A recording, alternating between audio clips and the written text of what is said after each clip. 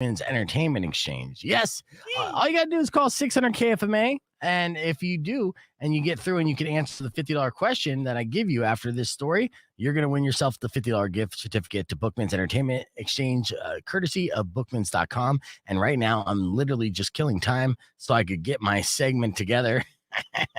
And I got to do my intro, right? Because it's time for the news for noobs. Let's do this. Let's go.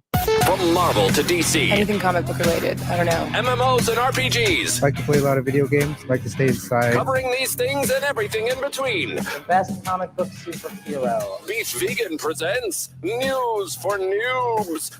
Brought to you by Bookmans. You nerds, you may be socially awkward, but you're human! Ah, yes, that feels better. All I needed was good intro.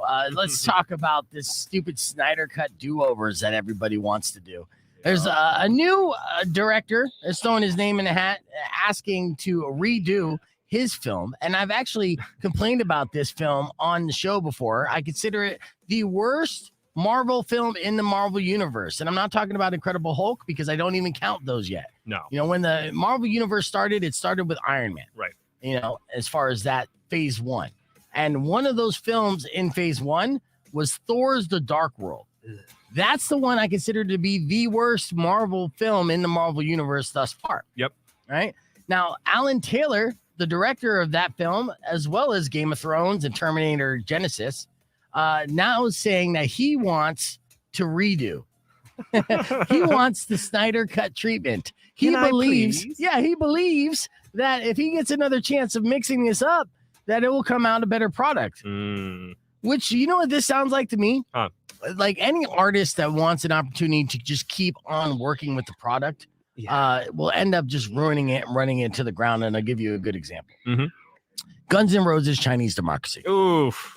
Is that not the best example? That's a great example. Now, Axl Rose had the freedom to push back the deadline as long as he wanted, and he ended up pushing back the deadline over a decade. That hype building up around that, then the nonchalant, nobody cared anymore, and then, it was bad. And then when he finally released it, he worked on it so much and tweaked on it so much that it turned into absolute garbage. Not one person can name their favorite song from the album Chinese Democracy. I know this because I saw this as like a running thread online somewhere. Someone asking, what's your favorite song? And everyone's like, no one listened to that album. Right. So Taylor elaborated. He said, I focused all my attention on making a certain movie. And then in the editing process, decisions were made to change it a lot. My regret was that the movie that got released was changed quite a bit. I have a great fondness for some of the things that went away in the original cut. And there was a kind of quality and wonder to the thing that was beautiful to me. That's the takeaway. It's beautiful to him. But you know, when it comes to the Marvel universe, Kevin Feige, or I don't know if I say his last name correct, he's the president of Marvel. They had a game plan.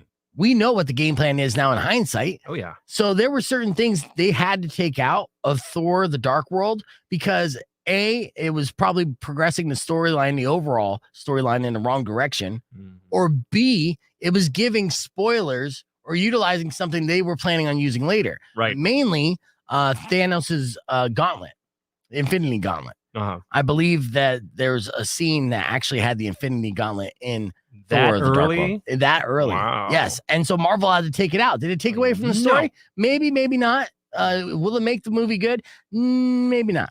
I watched the Snyder cut of Justice League, and I didn't like that. So when someone says, I want to do a redo, just like Zack Snyder, I'm like, why? We need two crappy movies? Right. Like, how much more slow motion can we take? Do we need 2 hours of that? Right. One extra scene. That is your news for noob. Now it's time to give away that $50 gift certificate to Bookmans Entertainment Exchange, courtesy of bookmans.com. Let's go to the phone. Rock 102.1. Who's this? Jason.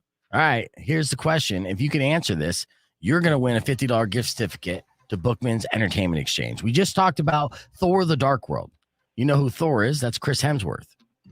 Yeah. Who is Chris Hemsworth's brother who was married to Miley Cyrus?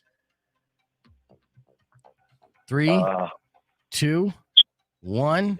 Oh, so sorry. You didn't answer quick enough. You got to answer quickly to get that $50 question. Rock 102.1. Who's this? Let's see. I'll try it again. Rock 102.1. Who's this? All right. That person was no good. Let's go to this one. All right. Who's this? Leo. All right, Leo. $50 question. Who is Chris Hemsworth's brother who was married to Miley Cyrus? Liam Hemsworth.